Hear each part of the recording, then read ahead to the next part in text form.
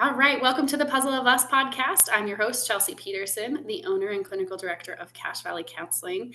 And today I have Jaeden May, who is joining us from Adams Wealth. And I just want to read her little bio here for her because it's pretty stellar. So, anyone listening today, here is Jaeden. She is a certified financial planner professional. She is a certified public accountant and holds the NSSA, the National Social Security Advisor certification. She is the only woman in Utah to hold all three of these certifications. Utah Business Magazine recognized Jaeden as a 2023 30 Women to Watch. Utah Business Magazine shared that they consider this prestigious award to be one of our most inspirational events of the year and the one that celebrates women who are on their way to truly amazing things. While watching her family grow their local business, Jaeden developed a love for financial planning. Jaeden and her husband enjoy traveling, concerts, true crime TV, and spending time with their dogs. So I am very excited to have Jaeden here today. And today our focus is going to be on financial planning and talking finances in relationships, which can be a challenge, right, Jaeden? Yeah, thank you for that Yes. intro.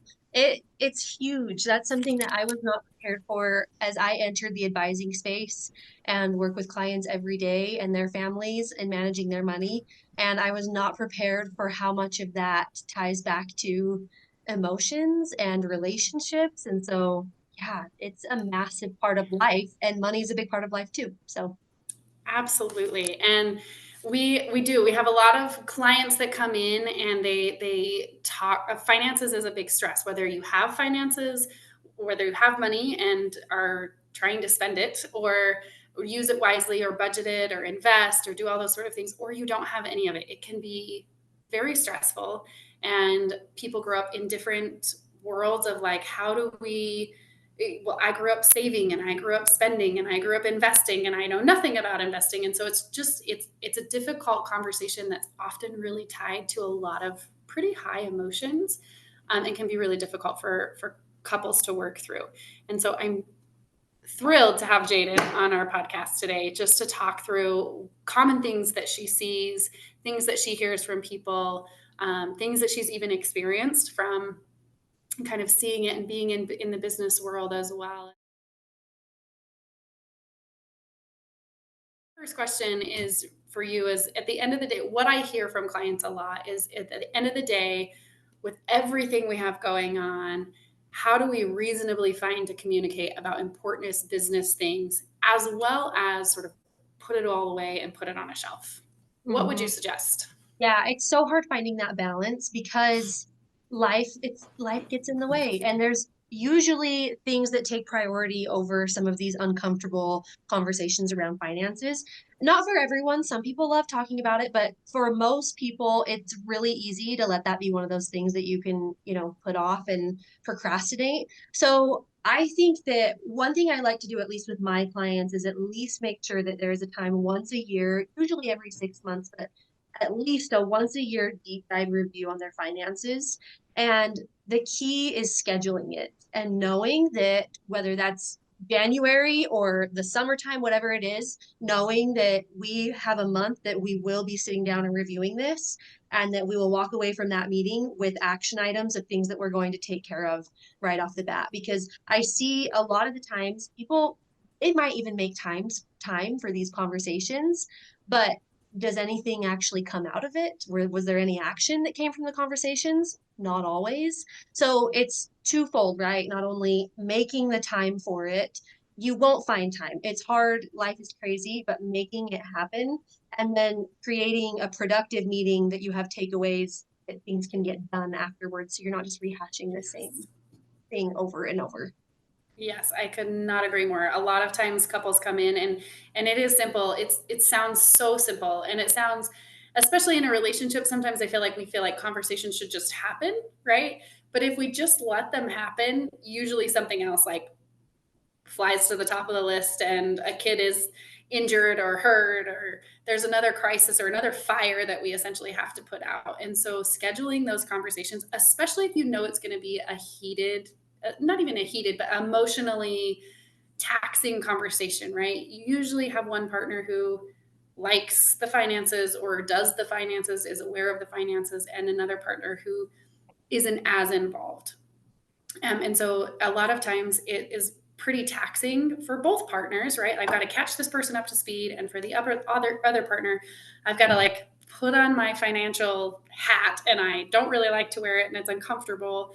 And people avoid those conversations, and so they don't want to be uncomfortable. They don't want to be in discomfort, so they avoid the conversations, and then the conversations never happen. Which is why I love what you say, like scheduling it, whether it be once a year, ideally twice a year, right? Sometimes we have actionable items, sometimes we don't. Scheduling a conversation is key. Yeah, So, I think that's the only way to make it happen, really.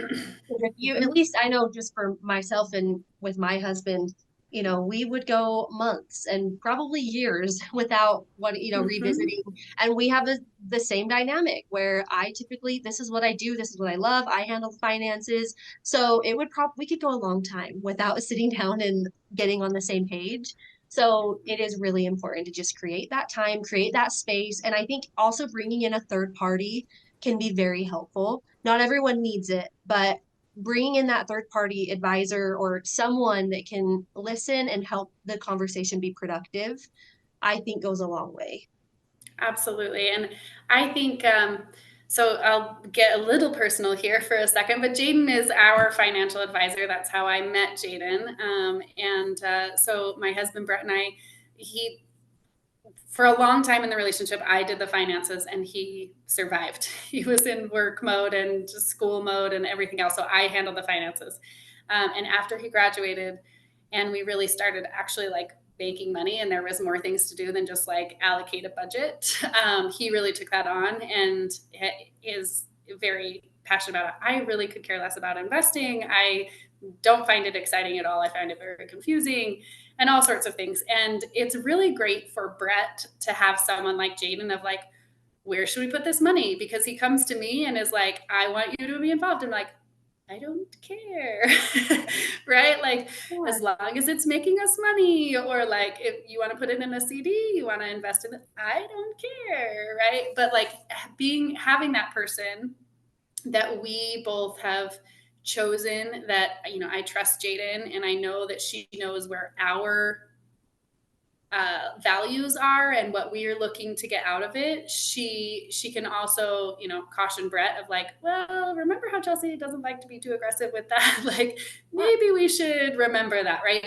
And he can also have those conversations with someone who is equally as passionate about finances and getting a return on investment and all of those things, that but she's doing that in line with for the partnership. And so again, that's just a little personal between Jaeden and I, of how we met in our story together. But it's very helpful. I would very much encourage people, if they don't have a financial advisor, to find one. And again, it can be simple things like, what are your goals?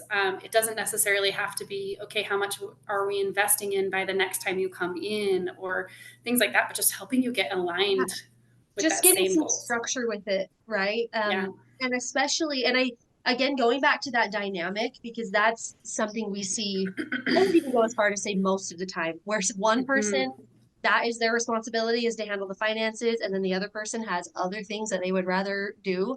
And that's totally fine. I think that's where it's creating that dynamic where it isn't necessarily a problem. No one has to feel guilt over handling or not handling the finances, but creating that relationship where we're able to still find that time to lay it all out there, make sure that we're all on the same page, and that no one's feeling like they're shoving a round peg through a square hole of like, I just really don't care about finances and I'm having to be sitting in these conversations all the time.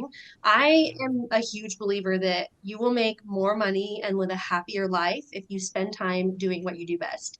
And whether that's inside your business or with your family, in your home, whatever that is, you should build your life around making time for those things that you love and enjoy doing and that make you money.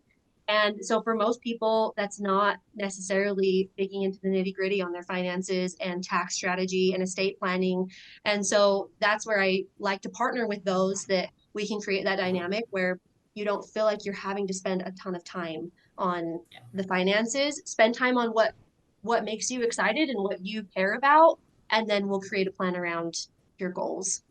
Yep, absolutely. And again, like if you're not aware of what a financial advisor could do, it doesn't mean you have to have a whole bunch of money that you need to invest in now, right? But one thing that's been a helpful kind of dynamic with even in our personal relationship, again, is that Jaeden knows me and she's gotten to know me. And so she's gotten to know what our values together are as a couple and for our family and what our goals are. And so when we do have a question, when Brett has all these tax strategy questions or he has all this like, should we do this or X, Y, or Z, right?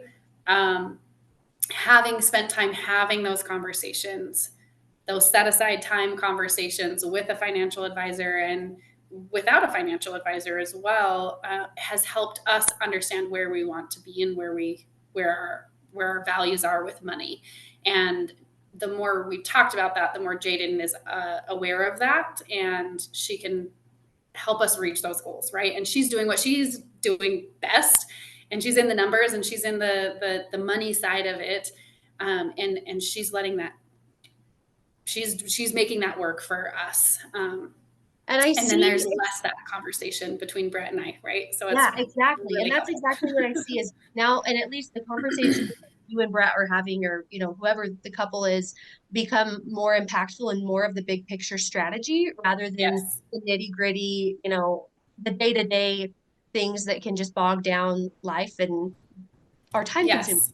So Yeah. it's creating that space where, you can spend more of your time as well, being concerned about your family unit, right? And what your goals are and how we're going to push this whole boat forward versus the inner workings of it. So it's interesting how people change throughout the process because, like I said, this is a very common dynamic. And it's really interesting. I usually sit down and in that first meeting, there's one spouse that's like, yeah, you're probably never going to talk to me. Like, I'm good. You guys just handle it. And it's funny because as the conversation starts to steer more towards those big picture, what do you want retirement to look like? Who do you want to have take care of your kids when you pass away? How do you want these assets to transfer, if something were to happen to you? Now all of a sudden the light bulb goes off and they do care. It hits closer to Yes. home. And then Yes. those mundane decisions don't feel like mundane decisions, right? It's tying back to that Right.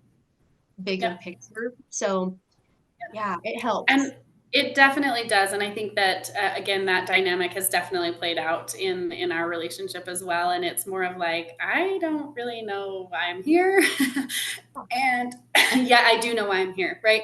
Do I really care about how we're getting there? I don't care how we're getting there, but I do have an idea of what retirement looks like. I do have an idea of potentially how we give back to our children and our grandchildren, or I have an idea about that, but how we get there and the vehicle that we use to do that, I I don't particularly care to understand. I don't particularly Mhm. care to understand about percentage or return on investment or any of that. Like I don't care about that, but I do care about the end result, Well, they get the right? point A, point B, right? Yes, yes. So as Yeah. long as we like again get those bigger pictures understood, then even the person who is in our case it's Brett, who cares more about like what are we investing in and what are we doing to build our wealth now. I don't particularly care about that, but I do care about the end result, right? And so it's kind of emerging and a coming together, and working with someone like a financial advisor can definitely do that for couples. Mhm. And if you're not working with a financial advisor, again, setting aside time, scheduling time to have those conversations. It's always for me in the counseling world, we talk about like, well, when was the last time you sat down and actually had the conversation? Well, we tried, but we were in the car traveling somewhere, or we were having the conversation and then our kid got out of bed. I'm like, the kids know, like they know, like mom and dad are trying to have a good conversation right now. I'm going to go interrupt it. They just do. And so you should be spending time with them, but can you schedule it out, right? So can you take an hour off of work to be kid free, to be able to have those conversations? Can you meet up for lunch and have those conversations? The more you can schedule it in, the more likely it is to happen, and go in with a purpose of like, this is what we need to discuss today, right? Like, what do we want to invest in? What do we want our retirement goals to look like? Who do we want to take care of our kids if we were to pass away? What do we want retirement to look like for our grandkids and our kids and those sort of things. So again, if you don't, if was that Jaeden and I are talking, if those you're like, I don't even know what we would talk about or how to get on that same page, I'm sure Jaeden could help you out with that. But even I'm sure, like again, financial planning, estate planning, look up questions on Google how to have these conversations. But the most important thing, I think, the hardest thing for couples I find is the scheduling of it. They don't Mhm. schedule it, and then it doesn't happen. Definitely. Yeah, and I Yeah. also think, and like you had brought up when you go to make time for these conversations and things keep popping up, and finances for many people there are some deep rooted emotions that come with that. Yes. And so the thought of even having to make space for that is just like, why would I do that? Like that sound, their heart starts pounding, Exactly. like they already can feel the emotion Mhm. build up. Chelsea, you specialize on the relationship side, and I actually even I see this in clients when we sit down. I can see the tension that can come from it and just the stress. What Mhm. do you have any techniques or like what do you typically recommend for people when they know that they're responding, like their body is responding before they even have a chance to, you know, verbally respond? Absolutely, it happens a lot. A lot of times, finances or money is tied a lot to even just our upbringing of like, did we have money? How did we see our parents handle money? Um, even things of like, okay, maybe we have money, but I spent a whole lot of money that my husband doesn't know or my partner doesn't know about, and I'm going to be put on the hot seat here, and can bring up feelings of guilt. It can bring up feelings of being betrayed, or I'm going to have to come clean, and like every emotion in between. Finances is kind of a hot button topic that can ignite any of those. And so I really encourage people that if they are avoiding the conversations, if that's happening for you, you're most likely going to avoid the conversations, right? You're going to avoid scheduling the conversations. You're going to avoid having the conversation. But it is incredibly important to have them, as we've well established already. Um, and part of that is figuring out a time. One of the things that if you know that an uncomfortable situation is going to happen, you can better plan and be prepared for it than being blindsided by it, right? So part of that scheduling can be like, okay, I've got to get myself in a mindset that on Wednesday at 2 o'clock we are going to have the money conversation, and it's going to happen, and I got to be ready and prepared for it. And so scheduling it can also help sort of set the precedence of like, this is happening. I'm not going to get out of it. I'm planning my discomfort, right? And I really encourage people also in those situations to also set a time limit, because particularly if one person is having a hard time, like gets really emotional around finances, we definitely want to make sure that that discomfort isn't never ending, right? Oh, Is yeah. never ending. We're just going to keep going, and we're going to have this never ending conversation, and I don't know when the discomfort is going to end. And so it is really important to have like a start and stop, right? Again, I'm using a lot of personal examples with this, but I feel like I have a lot of personal experience with this. um, Brett would also say, a couple years ago, Brett and I were pretty terrible at having structured conversations. We would just kind of bounce all over, and it would be very exhausting for both of us. But we got to the point where we were scheduling this out of like, okay, Thursday afternoon at noon, we're either calling and talking to each other on the phone if I'm at the office or that we're running, but Thursday at noon it's happening, and I know it's going to happen, and we're going to have a 15-minute conversation about where we're moving money, what bills need to be paid, like whatever, right? And sometimes, 15 minutes doesn't sound like very long, but sometimes it's like it starts as an hour, right? What do we need? How do we set up a budget? Um, where do we start? What values do we have? What do we see retirement looking like? Sometimes those conversations can be a little bit longer conversations, and it's important to have a start and a stop, Yeah, and right? that's so true. I see that too when we're building plans for people. That Yeah. first, it feels like our longest conversations happen in the first year of working with someone because Yes. that's when we're figuring out the goals and the general direction and we're working through those fine details of what needs to happen year over year. But once you get the machine set up, And Mhm. that's kind of how I view it, right? Like you get the infrastructure to where hopefully it can become that smooth sailing. You just check in here and there, make Yes. sure that it's well oiled and ready to go. And it doesn't have to be this manual conversation you're dragging yourself to, right? But yeah, time helps if you take that upfront time to set up the machine. Right. And if we could be talking about, some people struggle even setting up a budget. And so it's like I don't know where our money's going. I don't know what money we're spending. I don't know if money's coming in or going out. And so sometimes those conversations can be take a while, but stick to that plan, right? If you don't get all the way through your budget on the very first conversation, it's okay. Get Mhm. as far as you can in that half an hour, in that 45 minutes, in that hour, and then push pause and come back to it and schedule your next meeting, right?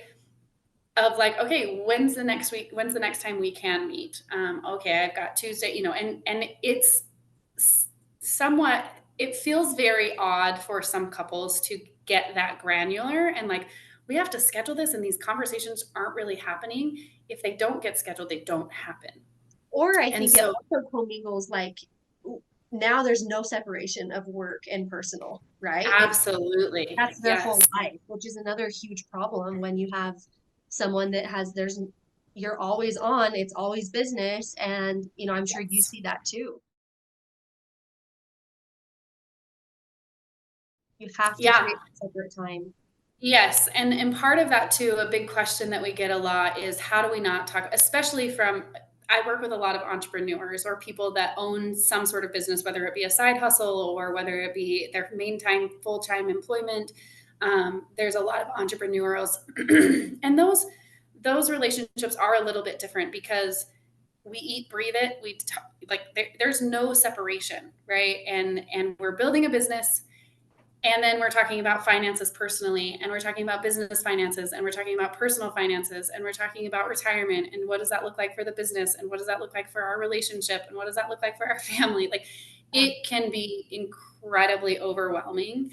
And so when we're talking through that, it is really important to have those boundaries of and boundary scheduled conversations of right now we're talking about health insurance, or right now we're talking about uh, retirement and what retirement looks like for the business, right? And it's silly as it sounds, sometimes even like writing out an agenda, it can be really helpful of like, these are the points that we need to cover today.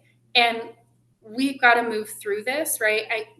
A lot of people, there's a lot of people who listen to this who may have sat on boards of some sort or been involved in community stuff. And if you didn't have an agenda and you just went and said like, hey, meeting's at 7 and who knows when it's going to happen, right?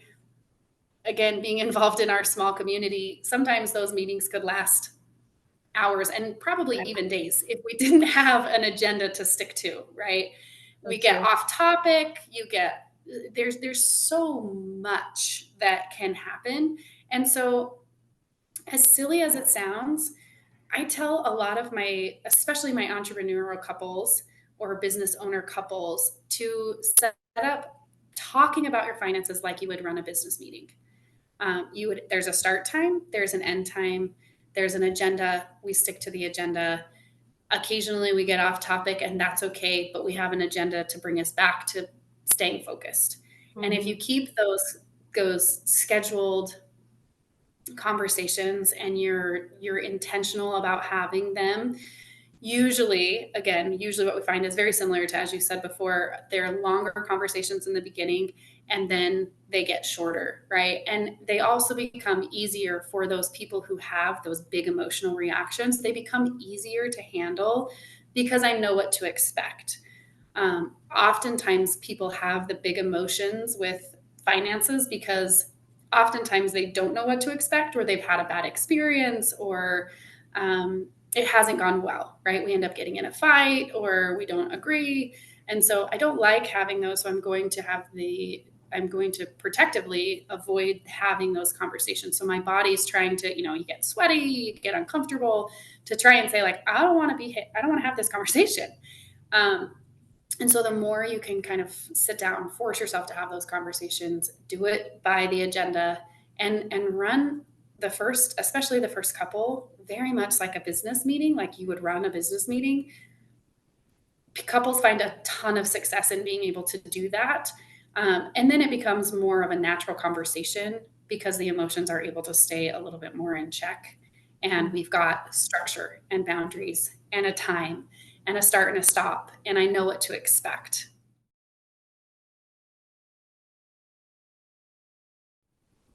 Yeah, totally agree. And leverage the third parties, right? Leverage the accountant, the Absolutely. financial planner, even tax accountants. Yep. Use that time, I think, to engage both sides of, husband and wife or both partners to come together and leverage the time that you have with those professionals so that it becomes that group effort. I think that's something I see. And again, I had mentioned is how this relationship evolves, where I found that one person says, I'm okay, I don't need to be part of it. And then as we start having these conversations, all of a sudden they're showing up every meeting. And now they do start to care. And it isn't as stressful anymore because they're able to have a spot with other people, right? It isn't just them and their spouse. It's, looping in other professionals to create that. I don't know if it's the mediator, right? Where it's we have middle Yeah. ground, we're all on the same page. It isn't an us against them. It's just a general conversation about finances, and it can be a lot more productive that way. Absolutely. And I think that goes back to the emotions of things, right? Emotions are there's so much emotions tied to finances, Yeah. again, for many different reasons. And people don't like to feel uncomfortable, right? They don't like to feel unsafe. And so if we've had conversations and we've fought about money, whether we fought about not having money or whether we fought about how we're going to spend money that we do have, those conversations tend to not be like safe conversations for people to have because they're unexpected, right? And then we feel at odds, we feel disconnection between our relationship, and I don't want to feel disconnected from my partner, so I just don't want to even have the conversations. And that's where a third party, can be really, really helpful in just saying, okay, like let's have the conversation. Here's our start and our stop. Here's our agenda. Here's what we need to cover. Here's what I need to understand. Here's what Mm-hmm. I hope to get out of this. And by Prioritize. creating, yes, by creating that structure, it really provides safety Mm-hmm. for for people and for both parties, right? The person who wants to talk about finances or who wants to be a little bit more engaged in it, and the person who is more of that hands off, feels like they can be more engaged in it. Mm-hmm. Yeah, Yeah, definitely. absolutely. There's a light at the end of the tunnel, right? I think Yeah, there's for most people, like once they can figure out what works for them and they can, get the machine set up, get things rolling, it gets so much easier. But it's just taking that first leap with anything. I think just yep. acting and taking that first step and scheduling the appointment or scheduling the time to talk or whatever it is, it's that first leap to get the ball rolling and then it will all roll from there. But the hardest part is getting that part of the routine and part of the habit.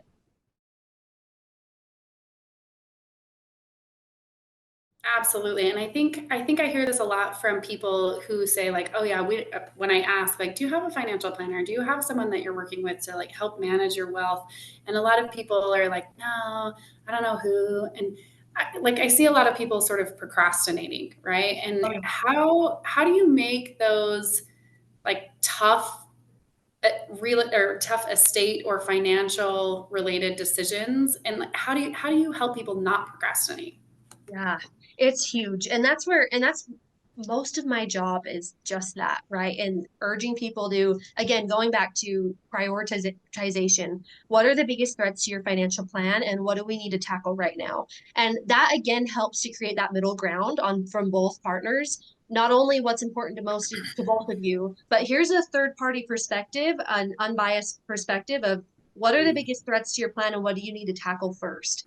For a lot of people, that's estate planning. Estate planning is creating that plan and the legal documents of if you pass away, what happens with our estate? What happens to our assets, to our kids? That tends to be where I see procrastination most often. Um, Yeah. and really, again, it's just pick up the phone and get the ball rolling somewhere. Most of the time, the professionals will hopefully, that's why you hire professionals to help you. they should take a lot of that work off of your shoulders, and they'll carry you from point A to point B, but it's just getting it started and getting the ball rolling. So I think act, just whatever, Yeah. and whatever that is, right?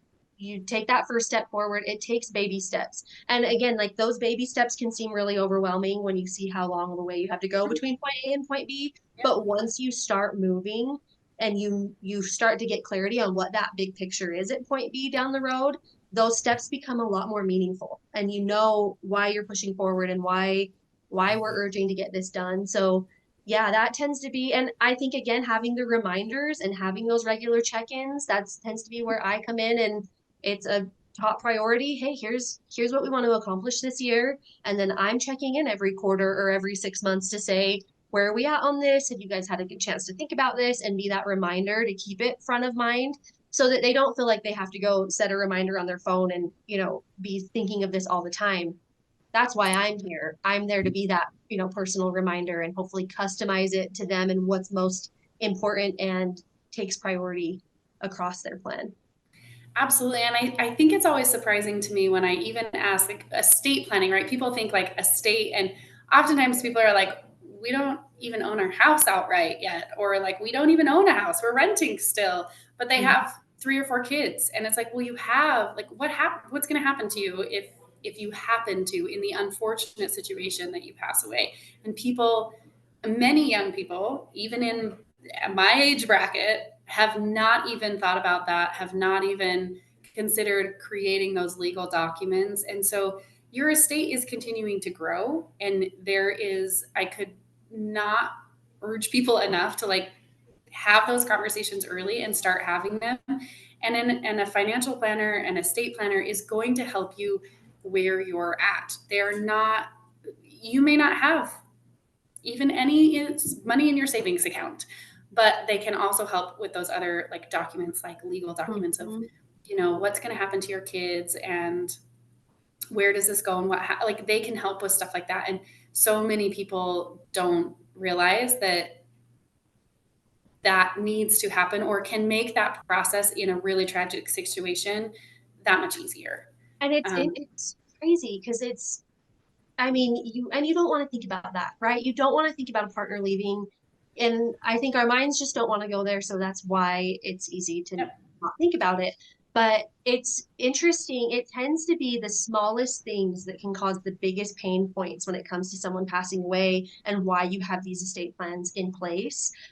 Most of the time, the largest assets in the estate, the big 401k or whatever it is, or the home, those are going to retitle over to the spouse, no problem. There was a beneficiary listed. That's not the issue. It's always these small accounts that are floating out there, or these small little things that you didn't know about that are popping up, and mail that you're getting 6 months down the road that you find accounts that you weren't sure you had. Or not, there's not clarity on who should get what asset, and it can create tension in family and in relationships. So yeah, it's interesting. I think many people think, well, unless I have a lot of money, I don't really need an estate plan.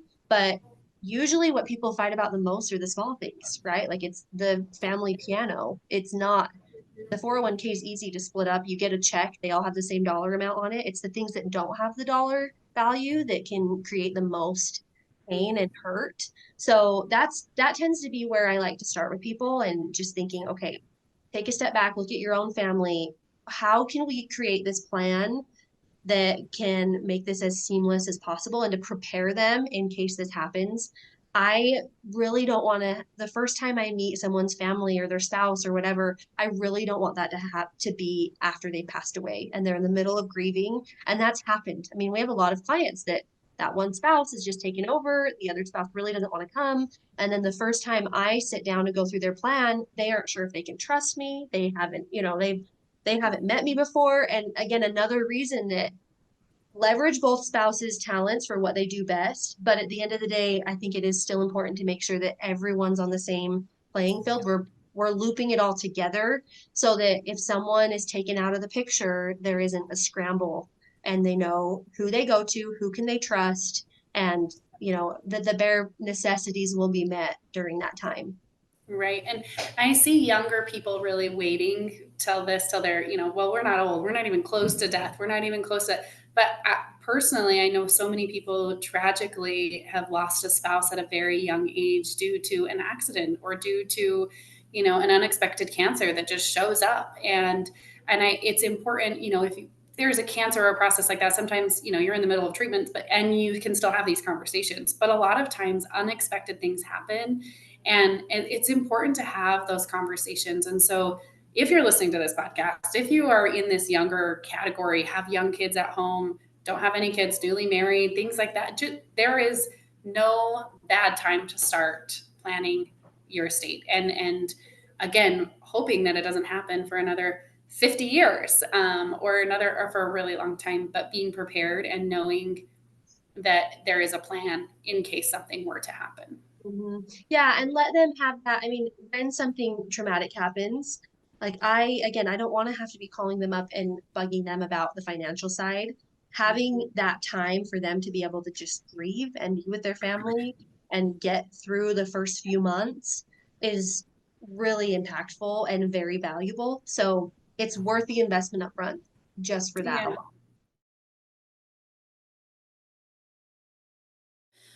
One other question that I think happens a lot, particularly in like the investing world or the estate planning or 401ks, or where do we put our investments and stuff like that, is that we do have, like, as we already talked about, difference in spouses. One spouse usually has kind of a higher risk tolerance than another spouse.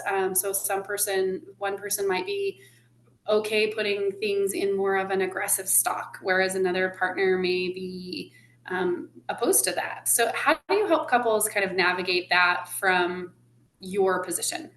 Yeah, we see this all the time. And there's two sides to this equation that we balance when we're working with people. The first is risk capacity. And risk capacity is the amount of risk that their financial plan says that they can take on. So when we run all of the numbers backwards and forwards, stress test the plan, what amount of risk will optimize their assets? That's risk capacity, right? How much room they have to invest aggressively. Then there's risk tolerance. And this is the side that's a lot harder to quantify because this applies to those that are up all night worrying about their investment account and it's giving them, heartburn just thinking about investments. And so risk tolerance is that, the limitations that people have within themselves on how much risk they can take on and what they're comfortable with in general. So as much as, and this is where you can go online and plug in a bunch of numbers into some online calculators and probably get a good idea for what your risk capacity is. But risk tolerance takes a little bit more time, some more questions, and this tends to be the side where spouses can very often deviate. And so, what I found when we have spouses that come in that are on opposite sides, or one is just not feeling comfortable with the risk that's taken on, I found that it's as we work through the planning process and show them why their capacity is where it is and put the why to it, it isn't just that, you know, you're good, trust me, you're good to go, we've invested in this stuff before, you'll be fine. It's really looking at the numbers and seeing the what if of here's what happens to your plan if you invest this way, stress testing the numbers and showing them and educating around that. More often than not, their perspective shifts, and now all of a sudden they're like, okay, you know what, I can get more comfortable with this, and over time they can warm up. um, Same goes for people that are really wanting to take risk. I have many clients that, we have to have that conversation of, hey, I get that you're really excited about this stock or this, crypto investment, whatever it is, but here's what the plan dictates and here's what the plan says. I really don't think this is going to be best for you and your family over the long run if you're putting 30% of your net worth in this. Let's maybe pull that down to 10%. And as we have those conversations and they can visualize that, and we have some really awesome tools to be able to show them that, it can really connect the dots on why they're investing the way they are instead of this finger in the wind.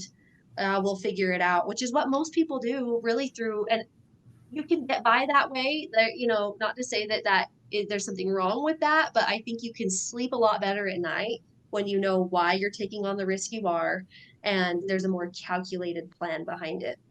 Yeah, and for each spouse, again, or each partner in the relationship, when you can understand that and you can understand, okay, what is my risk tolerance? What is my risk capacity? What is ours together? What does that mean? And again, having someone that's not your spouse explain it to you, people tend to be a little bit more open to that third party because again, this is what you do all day, right? Like if for you, this is I look at thousands of accounts. I could look at the risk capacity and risk tolerance, and I can see the differences in those nuances, and I can say, yes, this might be a good risk for you because of X, Y, and Z. Whereas if I'm hearing that from my spouse and they're like, yeah, I just really want to invest in crypto because look at the return, like I'm not maybe going to be able to get behind that, right? But if I talk to Jaeden and Jaeden says, "Oh, but here's why you should be able to get behind this. Like you could do this, and here's the risk that you're putting forth." That to me, again, the education part of things, understanding it in a way, I think that's a big part of even as we've been talking and as we've had conversations in the past is and even emotional conversations with finances, a lot of times the people don't necessarily understand them, right? And don't want to take the time to understand them, or uh, are maxed in other capacities, and that's not necessarily a bad thing. But starting to make space for that understanding. How do we make space for that understanding and have those specific conversations that help us get clarity, that help us get understanding. Um, and whether that be on a specific financial investment, whether that be on estate planning, whether that be on business strategy, whether that's tax strategy, like there's a whole host of things that are very weighty and very emotional for a lot of people. And most of that emotion I have seen has come from a place of fear or a place of not understanding. And so, working with someone like a financial advisor, even coming in and doing therapy sometimes of just talking about like what do we want in finances wise, why do we keep fighting about this, why is it so important to us, and what are we fighting for? Getting that clarity helps understand what we're fighting for and helps understand why we're fighting. Yeah, what's the And intention behind it, right? yeah.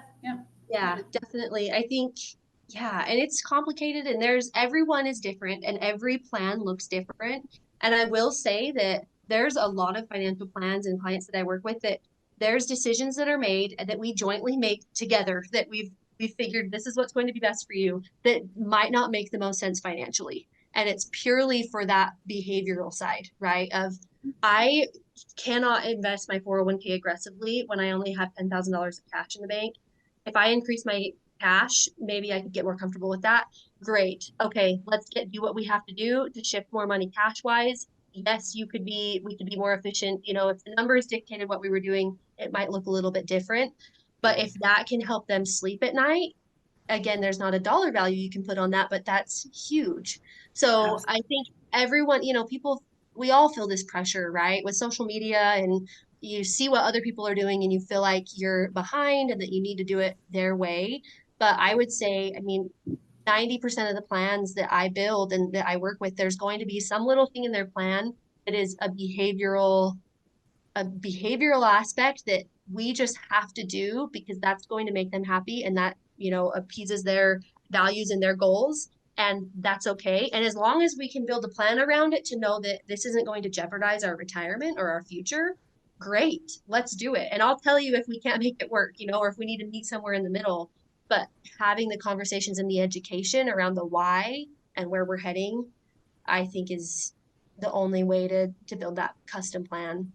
Yeah, it's so important. And again, a lot of couples don't even know, a lot of people don't even know where to start. They don't understand their why.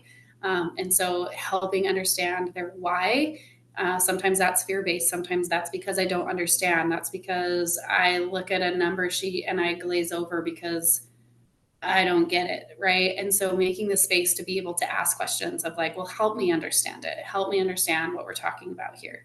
It is incredibly important. And the more you can get together and do it as a team, right, the better. But if one partner has the energy and the bandwidth and understands it to do it the majority of the time, great. But again, that partnership and that team feeling is also really important, and making sure that you're doing that in some aspect, in some regard, and whether that's once a year, and then the other person is doing it, daily or weekly, that's fine too. But that partnership, that team feeling is really important for relationships, so that you feel like you're all on the same page and it's a team effort.